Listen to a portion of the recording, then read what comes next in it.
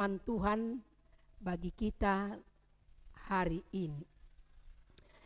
Ibu bapak, saudara-saudari yang dikasihi oleh Tuhan Yesus, pola rekrutmen yang paling dipakai dan keberhasilan adalah pola cuci otak.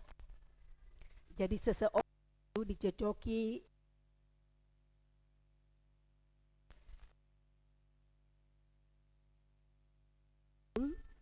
sehingga dia bisa menjadi seseorang pengikut yang fanatik dan membela atau mempertahankan apa yang dia yakini atau miliki.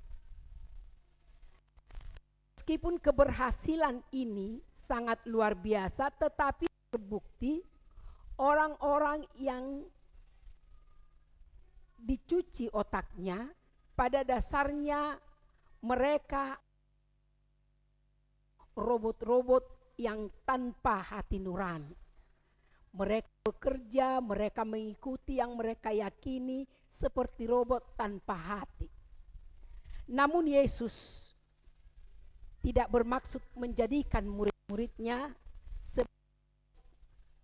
dia memberi kebebasan memilih apa yang harus dia ikuti dan lakukan sebagai murid dan guru. Maka sebelum Yesus mengambil atau mengajak Simon dan teman-temannya untuk menjadi pengikutnya, menjadi muridnya, dia memperkenalkan dirinya dengan cara yang tidak frontal. Ketika Yesus melihat ada 2 perahu dan para nelayannya telah menyelesaikan tugas, hendak menutup hari kerjanya dengan membasuh jala-jalanya, Yesus menaiki salah satu, yaitu perahu Simon. Lalu dia mengajar, dia berkhotbah dan menjadikan perahu Simon sebagai mimbar. Dia tahu bahwa Simon dan teman-temannya sedang kecewa. Mereka sudah lelah. Sepanjang malam mereka bekerja keras, tetapi waktu yang begitu panjang tidak menghasilkan apa-apa. Waktu yang begitu berharga tidak membawa keberuntungan dalam kehidupannya sebagai seorang nelayan. Namun Yesus meminta Petrus supaya bertolak lebih sedikit dari pantai, supaya ada batas dengan orang-orang yang mengerumuni dia untuk memberitakan kabar baik kepada orang-orang, untuk memberitakan bahwa orang-orang akan beroleh kasih karunia oleh pengasihan Tuhan. Ibu bapak saudara-saudari yang dikasihi Tuhan Yesus, setelah dia selesai berbicara, setelah Yesus selesai berkhotbah, dia berpaling melihat pergumulan, melihat kekecewaan Simon dan teman-temannya. Dia memahami betul bahwa orang-orang yang kecewa, yang tidak berhasil dalam kerja, bisa membuat seseorang itu semakin jauh dari apa yang dia yakini. Atau mungkin bisa membuat dia menjadi temperamental. Tetapi sangat luar biasa Petrus dalam nats yang baca hari ini. Walaupun dia dalam kondisi kecewa, dia tetap melakukan apa yang disuruh oleh sang guru. Dia menghormati sang guru dengan bertolak sedikit lebih jauh dari pantai. Lalu yang kedua, Yesus berkata kepadanya, di tengah-tengah kekecewaannya, Yesus berkata di dalam ayat yang keempat, Bertolaklah ke tempat yang dalam dan tebarkanlah jalamu untuk menangkap ikan. Dia mulai memasuki persoalan. Yesus mulai memahami bahwa yang menjadi masalah bagi Simon dan teman-temannya adalah ketidakberuntungan mereka pada hari itu. Tetapi Petrus sebagai seorang nelayan profesional berkata, "Sudah kami lakukan sepanjang malam. Kami sudah bekerja keras, Guru. Kami sudah dan lihatlah, kami tidak punya hasil apa-apa." Mungkin dia mau mengatakan, "Bukankah engkau seorang anak tukang kayu, hendak mengajari seorang nelayan yang profesional? Apakah kau tidak tahu bahwa menangkap ikan yang paling baik adalah malam hari, bukan siang hari?" Dia mau menunjukkan kemampuan dia, keahlian dia sebagai seorang nelayan kepada Tuhan Yesus. Sehingga dia berargumen mengungkapkan isi hatinya bahwa sebenarnya dia sangat kecewa karena tidak membawa hasil apa-apa. Tetapi sebagai sesama yang saling menghargai, dia menebarkan jala juga. Dia tetap melakukan, dia mematuhi apa yang disuruh Yesus dengan menebarkan jalannya. Ibu bapak saudara-saudari yang dikasihi Tuhan Yesus, ketika Tuhan berfirman, maka segala sesuatu terjadi. Alam semesta diciptakan oleh firman Tuhan. Dalam epistel kita ayat yang ke-8, ketika Tuhan berfirman, tidakkah para nabi bergegas untuk bernubuat? Ketika Tuhan berfirman, tidakkah orang-orang yang mendengar akan langsung melakukannya? Artinya dalam firman Tuhan ada kekuatan yang bisa menciptakan yang tidak ada menjadi ada. Itu yang dikatakan oleh Maria kepada malaikat, tidak ada yang mustahil bagi Allah. Ibu bapak saudara-saudariku yang dikasihi oleh Tuhan Yesus, dalam perjalanan hidup kita, dalam perjalanan spiritual kita, ada banyak hal yang kita rindukan dan tidak tercapai. Kadang-kadang kita meragukan doa-doa kita, kadang-kadang kita meragukan apakah Tuhan benar-benar hadir dan ada dalam kehidupan kita. Kita sering mempertanyakan ketika doa kita seperti tidak dijawab oleh Tuhan. Tetapi firman Tuhan berkuasa.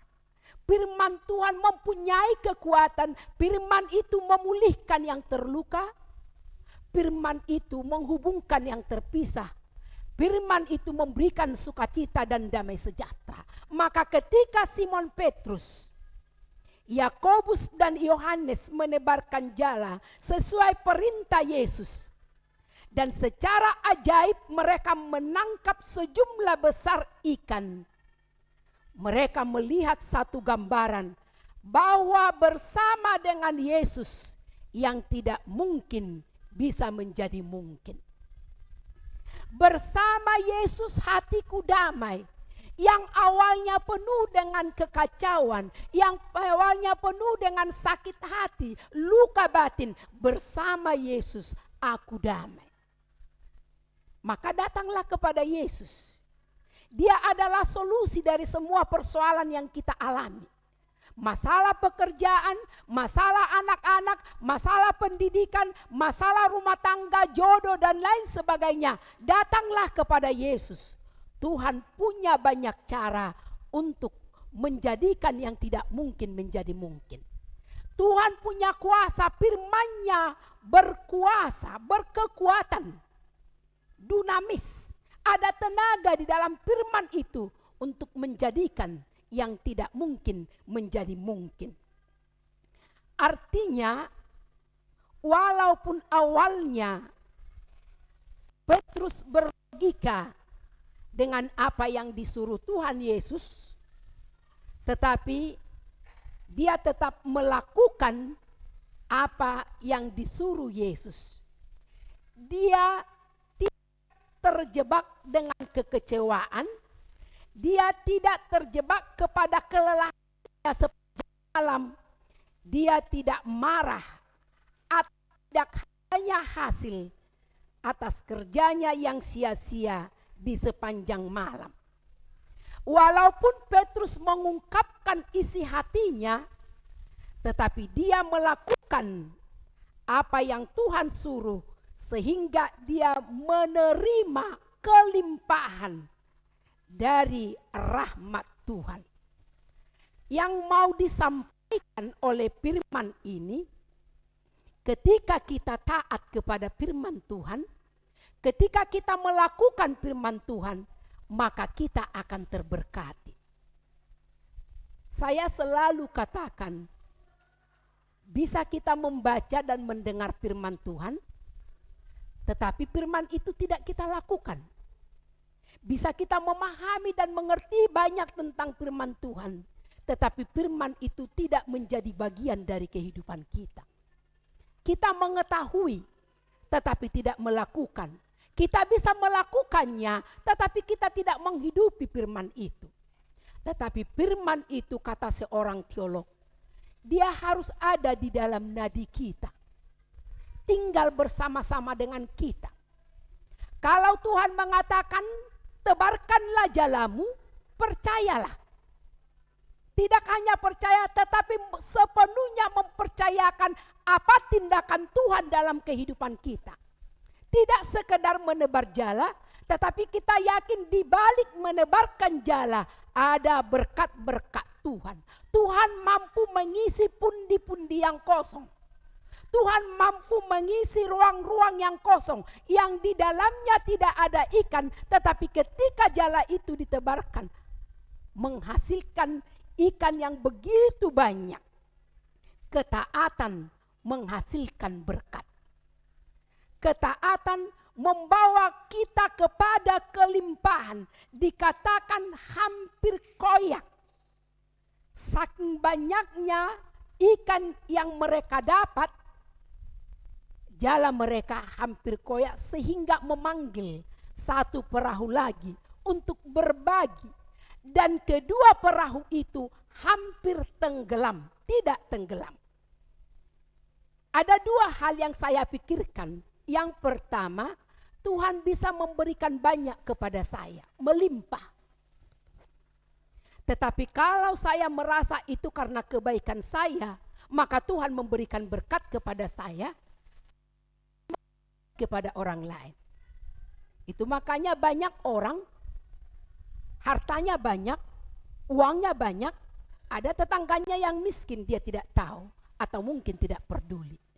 Tetapi dalam hal ini Simon memanggil temannya yang satu. Mereka berbagi atas hasil yang dia peroleh. Sehingga kedua kelompok nelayan itu mendapat berkat dari Tuhan karena mereka saling berbagi. Ada seorang pendeta HKBP, dia pernah kehilangan uang ketika perpisahan pensiun. Semua uang di tasnya dan hadiah-hadiah yang diberikan jemaat diambil dari gereja. Lalu saya tanya, kebetulan dia Marga Dolok 1000. Bagaimana itu? Tidak sedih? Lalu dia katakan, kenapa sedih? Mungkin dia membutuhkan, maka dia mengambil. Tapi ingatlah katanya, uang itu, harta itu seperti kumis. Dicukur datang lagi, dicukur datang lagi. Kalau kita terus-menerus berbagi, kita tidak akan pernah kosong. Kalau uang kita bagi kepada orang lain, akan datang lagi uang lain dari kita. Dan itu kemarin disaksikan oleh seorang calon pendeta yang sedang magang di gereja kami di Bogor. Dia katakan seperti ini, dulu saya praktek lapangan dari STT di HKBP Simorangkir Tarutung. Waktu itu kami tidak mendapat transport sama sekali, kami hanya mendapat uang dari orang tua bulanan itu yang kami pakai. Suatu hari di pertengahan bulan uang saya menipis. Jadi saya membeli sekotak supermie, sekilo telur sampai akhir bulan pikiran saya. Lalu anak-anak muda datang makan. Silahkan, saya pikir ternyata mereka segerombolan dan semua super mie yang saya persiapkan 1 bulan itu habis mereka makan. Dalam hati saya berpikir, lah besok apa saya makan? Sore harinya seorang jemaat datang mengantar beras. Kalau di kampung dibilang 2 kaleng. Ini amang asadongan lango musa bulanon. Itu langsung saya pikirkan, ketika kita mau berbagi, Tuhan tidak akan membiarkan kita menjadi jatuh miskin. Mungkin tidak kaya-kaya amat, tetapi kita tidak akan pernah kelaparan kalau kita peduli kepada orang yang lapar. Itu mungkin alasan atau itulah teologi dari Simon, sehingga dia memanggil perahu yang satu lagi, mereka berbagi. Kedua perahu itu hampir tenggelam. Tidak tenggelam, hampir tenggelam. Apa yang mau dikatakan bahwa perahu itu hampir tenggelam, tapi tidak tenggelam. Ternyata Tuhan juga menurunkan rahmat-Nya atas kita. Dia tahu kapasitas kita menerima berkat itu. Dia tidak memberikan lebih lagi sehingga perahu itu tenggelam. Tetapi dia memberi pas ukurannya sehingga tidak sampai tenggelam. Maka ketika saya ingin punya helikopter dan Tuhan memberikan mobil, saya tidak akan marah. Karena kemampuan saya menerima berkat cukup untuk mobil. Kalau sampai diberikan helikopter, ada banyak persoalan. Di manakah tempatnya, siapakah yang akan membawanya, bagaimana biaya operasionalnya. Maka Tuhan tidak akan memberi yang tidak mampu kita pertanggungjawabkan atau kelola dalam kehidupan kita. Artinya, amang inang, saudara-saudariku yang dikasihi Tuhan Yesus, ada kadang-kadang teman kita sama-sama, mungkin kita lebih pintar, tetapi jabatannya lebih tinggi daripada kita. Kita tidak boleh iri hati. Dia punya kapasitas untuk itu. Mungkin kalau kita di situ, kita tidak punya kapasitas untuk itu. Maka Tuhan selalu tahu, selalu mengenal setiap orang dari kita. Itu sebabnya jangan pernah mengandalkan pikiran dan kekuatan kita. Percayalah apa yang mau Tuhan katakan, apa yang mau Tuhan lakukan dalam kehidupan kita. Mari kita melihat perjalanan Petrus sebagai seorang murid Yesus. Ketika dia sudah menjadi murid, Petrus memakai pedang untuk membela Yesus. Dia pikir dengan pedangnya orang akan takut dan tidak akan menyalibkan Tuhan Yesus. Ternyata hasilnya adalah sia-sia. Pedangkan, sarungkan pedangmu. Dan yang luar biasa lanjutan dari itu, dia menyangkal gurunya. Maka ketika kita mengandalkan pikiran kita mengandalkan kekuatan kita, maka kita akan melemah dan kerja keras kita akan sia-sia. Petrus yang sudah dipilih menjadi penjala manusia, kembali menjadi penjala ikan. Karakter, sifat pembawaan dia adalah karakter, sifat dan pembawaan seorang penjala ikan. Itu sebabnya dia menggunakan pedang. Namun hal yang kedua dalam perjalanannya, ketika dia mengandalkan Tuhan, dia yang begitu takjub dengan apa yang dilakukan oleh Tuhan Yesus, tersungkur di depan Yesus. Disitulah kekuatan dan keberhasilannya. Disitulah kemampuan dia menyadari bahwa dia bukan siapa-siapa. Pergilah, Tuhan pergilah. Aku adalah orang berdosa. Kesadaran yang sungguh-sungguh membuat kita akan tersungkur di hadapan Tuhan. Kesadaran yang sungguh-sungguh membuat kita menyadari sesungguhnya tidak ada sesuatu yang boleh kita andalkan dari diri kita. Tetapi dengan mengandalkan Tuhan, Yesus berkata kepadanya, gembalakanlah kawanan dombaku. Dia dipercaya. Dan Bapak, Ibu, saudara-saudari yang dikasihi Tuhan, kita tahu sejarah Petrus. dia juga mati disalibkan. Tetapi dia meminta, jangan disalibkan seperti Yesus, tetapi disalibkan terbalik, kakinya di atas. Itu menunjukkan bahwa dia sebenarnya bukan siapa-siapa. Dalam bacaan ayat harian kemarin itu yang dikatakan, memakai jam doa. Sebelum beraktivitas selalu berdoa. Apa yang mau dikatakan Yesus dengan teladan yang dia lakukan? Pagi-pagi benar dia berdoa. Yang hendak dia katakan bahwa ketika doa kita dijawab Tuhan, ingatlah itu bukan karena kebaikan kita. Tetapi semua jawaban doa kita murni karena tindakan kemurahan hati Allah. Ada seorang ibu berkata kepada saya, ada 4 putrinya, keempat semua lulus dari universitas negeri. Semua bekerja di BUMN. Lalu dia katakan, inilah kekuatan doa. Karena doa saya, anak-anak saya berhasil. Saya memperbaiki. Saya katakan itu bukan karena Inang berdoa, maka mereka berhasil. Betul, doa adalah cara kita meminta kepada Tuhan. Apakah Inang menganggap bahwa yang lain ini tidak berdoa? Apakah anak-anaknya yang tidak berhasil, ibunya tidak berdoa? Adakah seorang ibu yang tidak berdoa untuk keberhasilan anak-anak? Tetapi ketika anak-anak itu tidak berhasil, apakah ibunya tidak berdoa? Tapi ingatlah, ketika doa kita dijawab Tuhan, itu bukan karena kita baik. Proses itu semua terjadi karena Tuhan berbelas kasih. Karena Tuhan yang ambil bagian menjadikan kita menjadi seseorang, maka semua pencapaian kita yang besar, semua cita-cita kita yang terwujud murni karena kebaikan Tuhan.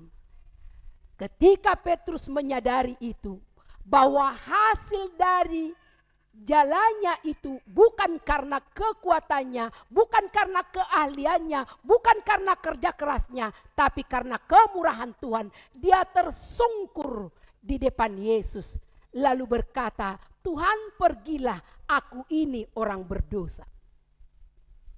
Namun yang sangat luar biasa, Tuhan tidak mengusir atau pergi meninggalkan Simon yang berdosa itu.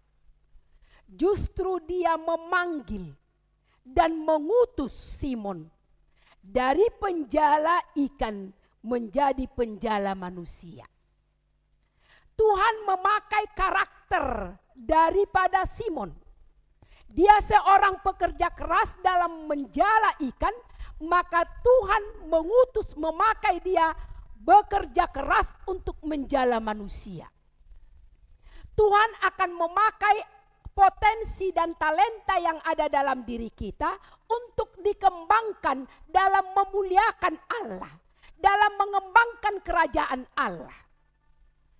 2 hari yang lewat, kami dari Punguan Simanjuntak mengapuli penghiburan ke satu keluarga yang istrinya atau ibu dari rumah itu meninggal. Lalu ketika dalam ibadah penghiburan tersebut, ketika tuan rumah menyampaikan ucapan terima kasih, dia bercerita tentang istrinya. Dia katakan seperti ini, istri saya bukan asli Batak, dia adalah orang Jawa dari Kediri. Kakeknya lah pendiri gereja pertama di Kediri, yaitu gereja Baptis. Istri saya ini besar tumbuh di gereja Baptis. Dia memiliki talenta untuk berbagi dan peduli kepada orang lain. Maka di sepanjang kehidupan kami berumah tangga, hampir 43 tahun, 42 tahun lebih, dia mengabdikan dirinya bersama sekelompok wanita-wanita untuk melakukan pekerjaan bakti sosial ke pelosok-pelosok negeri, secara khusus di bagian Indonesia Timur. Ketika saya bertanya, apa tujuan dari pekerjaan yang dia lakukan, yang menghabiskan waktu, menghabiskan uang, menghabiskan pikiran, segala sesuatu dia persembahkan untuk melakukan kebaikan dengan tujuan untuk menjala jiwa-jiwa, khususnya para perempuan, supaya semakin dekat dan semakin mengenal Tuhan. Dia memakai talenta yang ada dalam dirinya. Dia mengembangkan itu sehingga perempuan-perempuan yang tanpa sadar atau sadar masih diberlakukan sebagai kelas 2 di negara ini, di suku-suku tertentu. Dia mulai angkat, dia mulai berdayakan, dia mulai ingatkan bahwa laki-laki dan perempuan sama di hadapan Tuhan. Dia bekerja terkeras sampai titik terakhir. Di kemo terakhir sebelum dia meninggal, dengan memakai kursi roda, dia ikut dengan rombongannya pergi ke Indonesia Timur untuk melakukan bakti sosial sambil menyatakan menebarkan Injil Kristus bagi mereka-mereka yang rindu, yang haus akan firman Tuhan. Itu yang diharapkan Tuhan Yesus dari Petrus sehingga dia berkata, jangan takut. Engkau sadar kelemahanmu, aku tahu kelemahanmu, tetapi aku datang untuk menyempurnakan kelemahanmu. Bekerjalah menjadi penjala manusia. Jangan takut Bapak, Ibu dan saudara-saudari sekalian. Kita menganggap tidak mampu, kita menganggap tidak layak. Tetapi ada Tuhan yang begitu baik. Ada Tuhan yang akan menyempurnakan segala kekurangan kita, segala kelemahan kita. Maka ketika kita dipanggil dari kelemahan dan ketidakmampuan kita, kita harus siap dan belajar terus-menerus. Karena Tuhan berjanji, aku akan menyertai engkau, Tuhan akan memampukan orang yang menaati firman-Nya. Petrus dan teman-temannya mendengarkan Yesus yang berkhotbah. Petrus dan teman-temannya mendengar perkenalan Yesus dengan khotbah-khotbahnya yang didengarkan oleh banyak orang. Maka pengenalannya kepada Yesus dilanjutkan dengan penerimaan panggilan itu menjadi penjala manusia. Dia tidak membuat perlawanan. Dia tidak mengatakan, tunggulah aku menjual ikan-ikanku ini. Tunggulah aku mengantarkan hasil ikanku ini kepada keluargaku. Dia tidak berargumentasi tentang panggilan Tuhan kepadanya. Tetapi begitu dia mengenal Tuhan, dia tahu bahwa dialah anak domba Allah yang datang ke dunia ini. Dia mau menerima panggilan menjadi penjala manusia sekaligus. Dia meninggalkan segala sesuatu, harta yang dia miliki, ikan yang melimpah ruah yang ada di tangannya, dia tinggalkan untuk mengikut Tuhan Yesus. Oleh karena itu, Yesus selalu mengingatkan, jangan memfokuskan diri kepada hal-hal yang mengikat engkau dengan dunia ini. Seorang pemuda kaya berkata, aku mau ikut engkau. Lalu Yesus berkata, juallah harta bendamu, berikanlah kepada orang miskin. Dia langsung berbalik meninggalkan Yesus. Ada banyak orang tidak bisa mengikut Yesus karena terikat dengan dunia ini. Karena uang, karena harta, karena jabatan, karena kuasa yang ada padanya. Dia lebih merasa aman dengan hal-hal yang di dunia ini. Tetapi Petrus, dia tidak memikirkan walaupun dia bekerja sepanjang malam mencari ikan, begitu ikan itu ada di tangannya, dia lepaskan untuk mengikut Tuhan.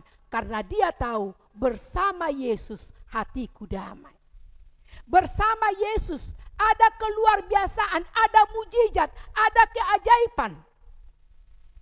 Pengenalan Simon membuat dia sungguh-sungguh sangat yakin bahwa mempercayakan diri kepada Tuhan akan menghasilkan yang baik dalam kehidupannya. Marilah kita setiap orang dalam berbagai pengalaman spiritual kita dengan Tuhan, marilah kita berserah kepada Tuhan. Banyak orang berkerumun mendengar, tetapi tidak semua bisa seperti Petrus berkomitmen mengikut Yesus. Banyak orang yang sudah belajar firman Tuhan, yang setia untuk mengikuti ibadah-ibadah, tetapi tidak semua boleh menjadi pelaku firman Tuhan dan menghidupi firman Tuhan. Tetapi Petrus menunjukkan kepada kita bahwa bersama Tuhan dia akan memenangkan banyak hal. Dia akan membawa jiwa-jiwa lebih banyak lagi. Ketika Tuhan mempercayakan dia sebagai penjala manusia, ingatlah Tuhan tidak akan membiarkan dia. Tuhan akan menyertai. Jangan takut dan jangan tawar hati, kata Allah kepada Yosua. Aku akan menyertai engkau. Itu yang dikatakan kepada Musa. Itu yang dikatakan kepada Abraham. Dan itu juga yang dikatakan kepada kita. Aku akan menyertai engkau sampai ke ujung bumi. Maka bila selama ini Petrus dan teman-temannya menjala ikan adalah untuk memenuhi kebutuhan manusia, sekarang dia memilih menjadi penjala manusia supaya manusia yang dijala ikut di dalam arak-arakan kemenangan Kristus terhadap kematian. Saudara-saudari yang dikasihi Tuhan Yesus, apakah tugas yang diberikan Tuhan kepada kita? Yang menjadi panggilan kita setiap orang, marilah kita melakukannya dengan sukacita. Ketika kita dipanggil menjadi jemaat, jadilah kita jemaat yang baik, yang jujur, yang hidup benar di tengah-tengah perjalanan spiritual kita. Kalau kita dipanggil menjadi pemimpin di tengah-tengah pekerjaan, marilah menjadi pemimpin yang sungguh-sungguh memuliakan nama Tuhan. Jika kita dipanggil menjadi penatua, menjadi calon penatua, pandu lagu, musik, multimedia atau apapun dipercayakan Tuhan untuk kita lakukan, marilah kita lakukan dengan bertanggung jawab, penuh sukacita, sebab kita sedang memuliakan Tuhan, kita sedang melaksanakan firman Tuhan, menjalankan pengutusan bagi kita setiap orang. Maka Epifanias semakin terang benderang karena Kristus hidup di dalam kita. Penyataan Allah kepada dunia ini akan semakin dilihat oleh banyak orang karena kita menjadi surat Kristus yang bisa dibaca oleh semua orang. Surat Kristus yang selalu menebarkan berita-berita kemenangan, berita Injil, berita tentang sukacita bersama dengan Allah. Amin, kita berdoa.